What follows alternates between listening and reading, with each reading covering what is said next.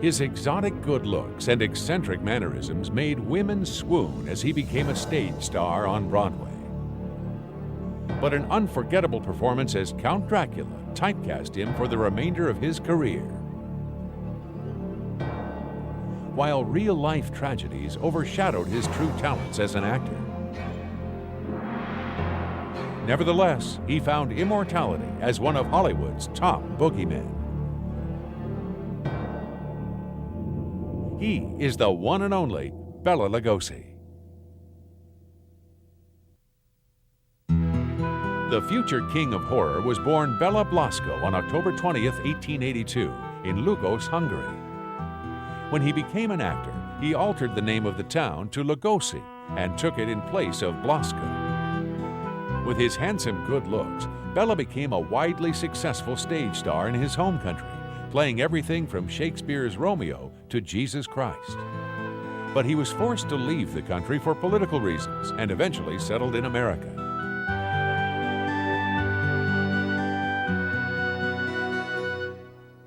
Lugosi re-established himself as a star on Broadway, despite having trouble with the language and learning early roles phonetically.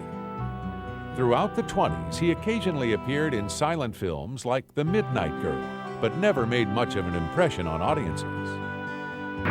Bela became the talk of the town when he took the lead role in Dracula, a popular play based on the novel by Bram Stoker.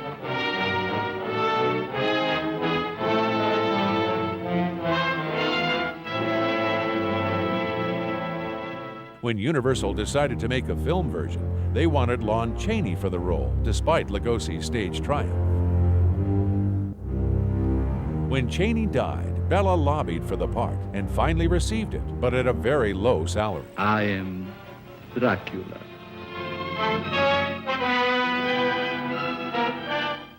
A moment ago, I stumbled upon a most amazing phenomenon.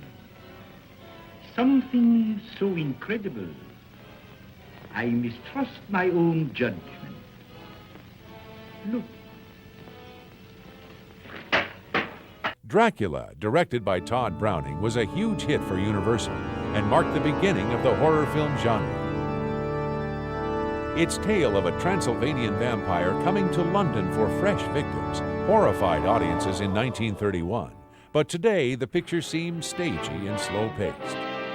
Lugosi's performance, however, was mesmerizing, and he was touted as the new Lon Chaney. Unfortunately, the role would typecast him in horror films for the rest of his career, despite the actor's best efforts to escape the genre.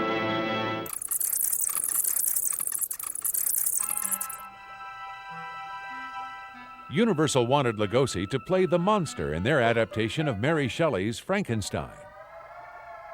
The new star did not want to wear the heavy makeup, and the early screenplay draft he read gave the role little character or depth. Hollywood legends abound in reasons why he turned down the part. Instead, the part went to Boris Karloff, who would go on to surpass Bela in prestige and stardom. As a consolation prize to Lugosi, he was given the role of Dr. Morocco in Murders in the Rue Morgue. The first of many mad scientists Lugosi would portray in his career. The plot had him trying to mate an ape with a woman.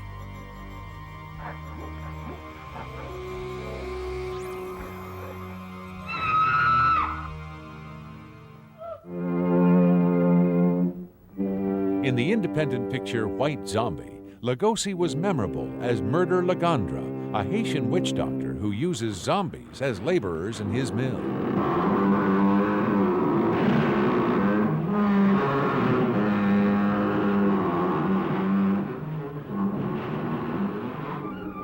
Taking control of newlywed Madge Bellamy, Lugosi is finally confronted by the film's hero, who finds himself ineffectual against the living dead. For you, my friend, they are the angels of death.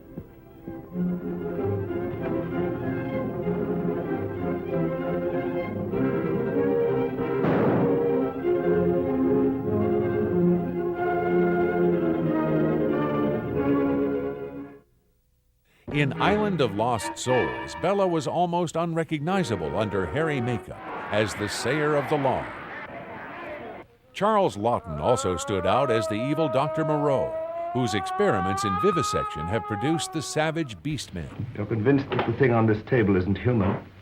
Its cries are human. Do you know what it is, what I began with? No. An animal. Ready for the test, Dracula? In 1934, Universal had the brainstorm of teaming the two top Hollywood horror greats in one movie. Let us begin. Boris Karloff and Bela Lugosi joined forces for The Black Cat, based nominally on the Edgar Allan Poe short story. Both men were in good spirits as they judged the contest that would pick their feline co-star. Let no one leave. Lugosi donned the vampire garb once again for Todd Browning's MGM remake of London After Midnight, entitled Mark of the Vampire. We have discovered the vampires who seek the life of... Though Lugosi had more lines in the trailer than he did in the movie, his performance was one of the creepiest of his career. Watch out! They may be hovering over you, or you, or you! Universal reteamed Karloff and Lugosi for a horror flick with a science fiction angle called The Invisible Ray. This is the nebula in Andromeda. A ray from this nebula will be caught here and electrically transferred to the projector in my lab. From Andromeda? Bela had one of his few benevolent roles as a scientist helping peer Boris deal with radiation poisoning, which has resulted in a touch that literally kills. If he touches anyone, They die.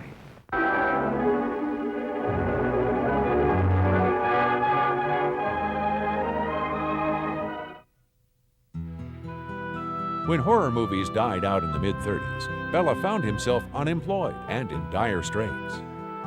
Luckily, in 1939, a double feature of Dracula and Frankenstein revived interest in the genre, and Bela found himself back with old rival Boris in Son of Frankenstein. as a man, I could destroy him. But as a scientist, I should do everything in my power to bring him back to conscious life. Benson, turn on the generator. Lugosi played Igor, the crafty shepherd who befriends the monster and uses him to get revenge on his enemies. Bela was fantastic as the broken-necked body snatcher, and the role is probably the greatest in his career.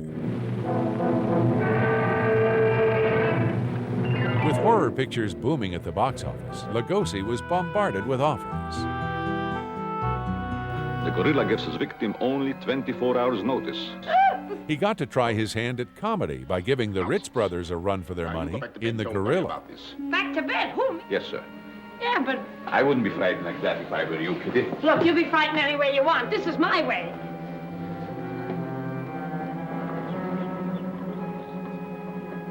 He also traveled to England, where he played a dual role in The Human Monster, also known as The Dark Eyes of London.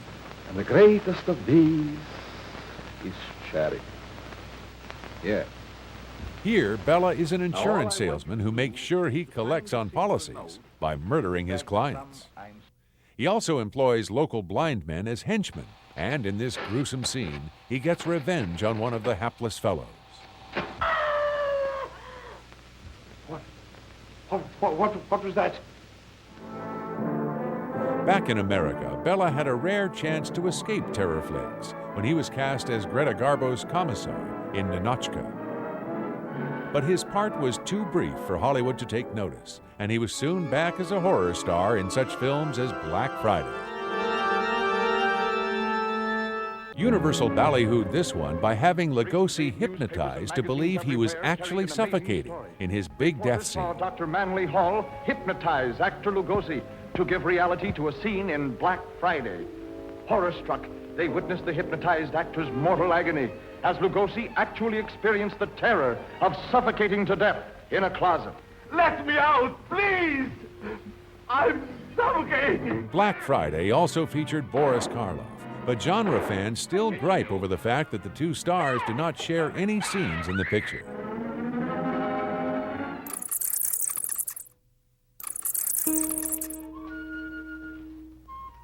Ah, my friend. Our theory of glandular stimulation through electrical impulses was correct. Bela became king of the Poverty Row Studios thanks to such films as The Devil Bat, where he played a vengeful scientist experimenting with giant bats. But despite low production values and mediocre supporting talent, Bela always gave 100% to each and every role he played. A lucrative contract with Monogram Studios gave him star billing in a series of films, the first being 1941's The Invisible Ghost.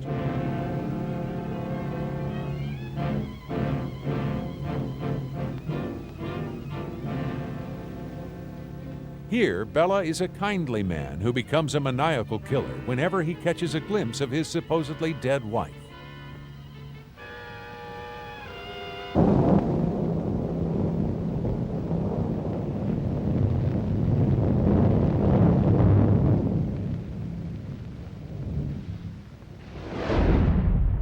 It is you who has made the mistake, my friend. For years, you have wantonly taken the lives of millions. So, tonight, I am going to take yours. Spooks Run Wild even teamed him with the East Side Kids, but horror fans were disappointed when the street urchins got the best of him in a ridiculous ending.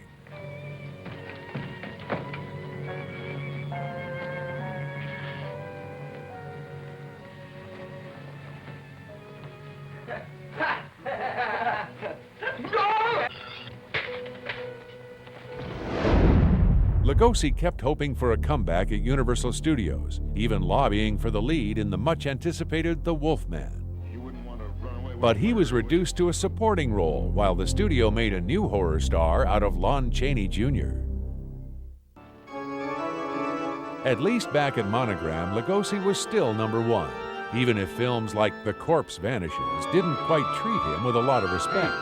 It's a corpse, all right, but not the one relevant. Father was Frankenstein, that your mother was the lightning. Lugosi reprised his role of Igor for The Ghost of Frankenstein, which had Lon Chaney Jr. replacing Boris Karloff as the monster. Going to give him life. Yes. Not for the purposes that you think, Igor. I'm giving him another brain. Once again, Bela stole the show, and in the finale, his brain ends up inside the monster's head.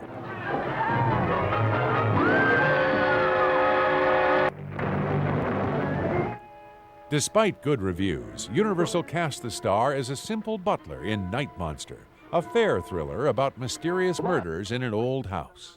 That I think you ought to look into before it's too late. What? Well, this is Millie out at... In 1943, Universal saw dollar signs when writer Kurt Siodmak suggested teaming the Frankenstein monster with the Wolfman in a new Fright Fest. Lugosi, needing the money, found himself cast in the role he had turned down in 1931. Critics lambasted his performance as the monster in Frankenstein Meets the Wolfman, but the poor interpretation of the part really wasn't the actor's fault. During shooting, the monster was supposed to be blind and could speak, but all references to either condition were removed in the editing room. As a result, Lugosi's monster comes across as a shambling idiot.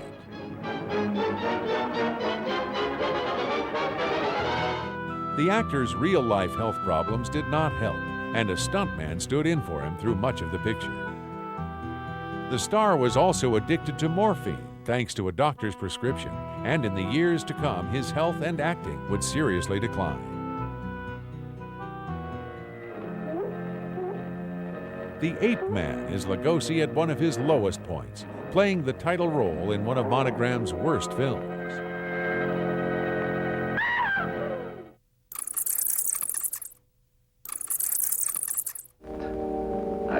Return of the Vampire was a much more respectable outing, with Lugosi cast as Armand Tesla, a vampire awakened during the London Blitz. Like Dracula, he goes on the prowl for the young ladies, assisted by a werewolf aide.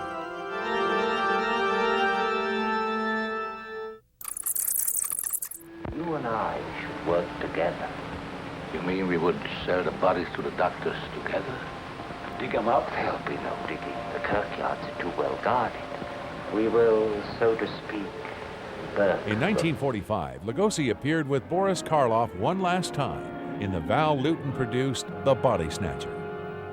But Lugosi had deteriorated so badly, his role was reduced to not much more than a cameo, and he is quickly killed off by Boris. Work was becoming slim, and low-grade schlock like Scared to Death did not help. If you had waited another second, Inigo and I should have kicked the door in. Yes, sir. Sir, there is an air of inquiry about you that immediately offends my deepest nature.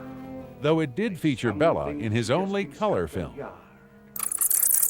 Count Dracula sleeps in this coffin. But in 1948, Lugosi gave a standout performance reprising his role of Count Dracula for Abbott and Costello Meet Frankenstein.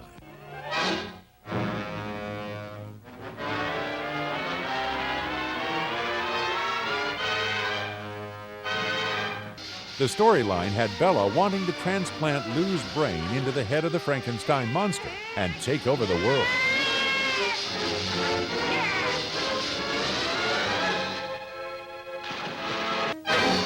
Bud must come to his partner's rescue with some help from unlikely hero Lawrence Talbot, a.k.a. the Wolfman.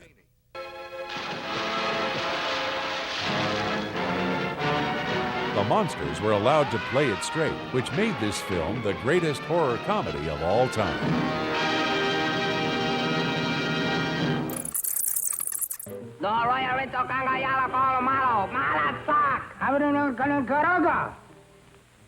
Okay, banga banga. Since when do you talk a native The language? worst horror comedy of all time is probably Bela Lugosi Meets a Brooklyn Gorilla, although it has one of the best titles to ever grace a marquee. Duke Mitchell and Sammy Petrillo turn an island paradise into the zaniest madhouse in the seven seas. Lugosi plays another mad scientist who encounters Martin and Lewis clones Duke Mitchell and Sammy Petrillo in his jungle lab. The perfect subject to turn a gorilla into a goof, and versa versa. If you think Jerry Lewis is annoying, get a load of this guy. I don't understand a word. What am I, dumb or something? Lugosi's drug problems eventually became so bad, he voluntarily checked himself into the hospital to treat his addiction.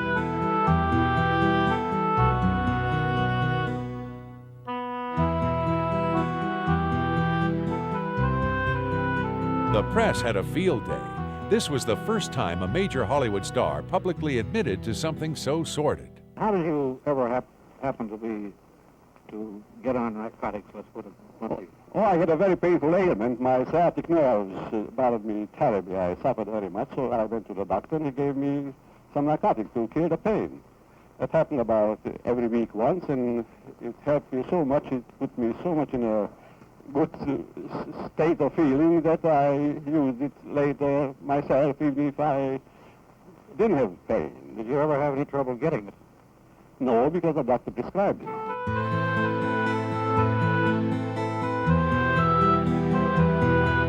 Upon release, Bela was cured and seemed to be a new man, ready to resume his career. You feel like your old self again. I feel like $1 million.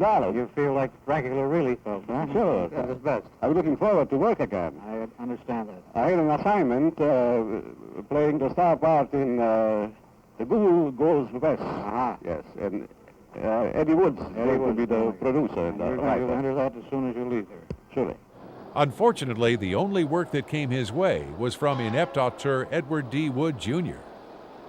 Wood cast Bela in a small part in his exploitative film about transvestism, Glenn or Glenda. All going somewhere.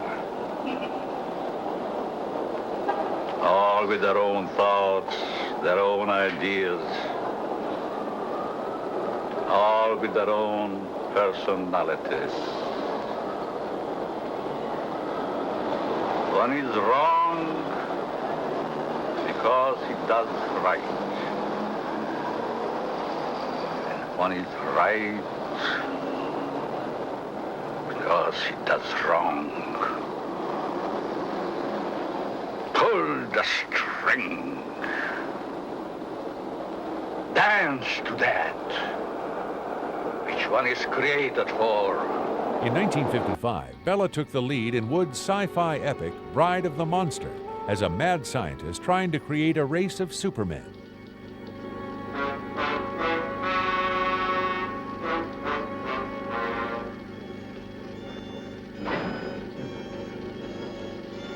What are you doing to me? You will be soon as big as a giant. The strength of 20 men. Or, like all the others, dead. Bela still gave his all, and in this famous speech, his impassioned words reflect Lugosi's real views of his life.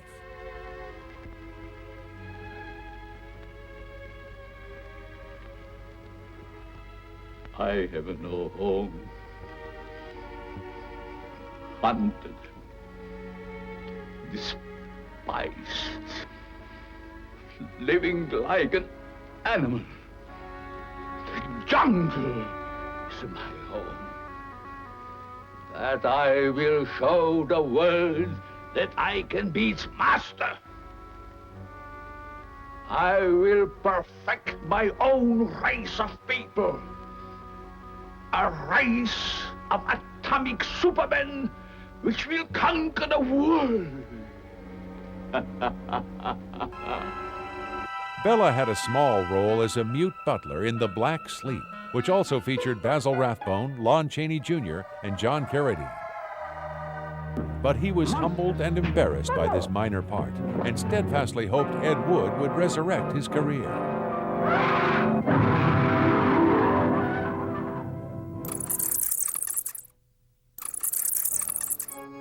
Wood shot some home movie footage of Bela to be used in a new fright flick called Grave Robbers from Outer Space.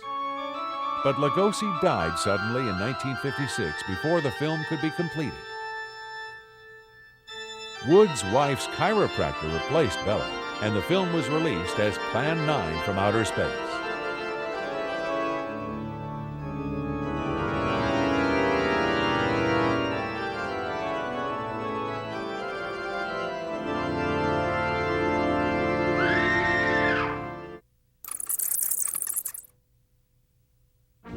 Tragically, Bela Lugosi died just a few years before re-interest in the classic horror films catapulted stars like Karloff, Chaney, and Carradine to icon status.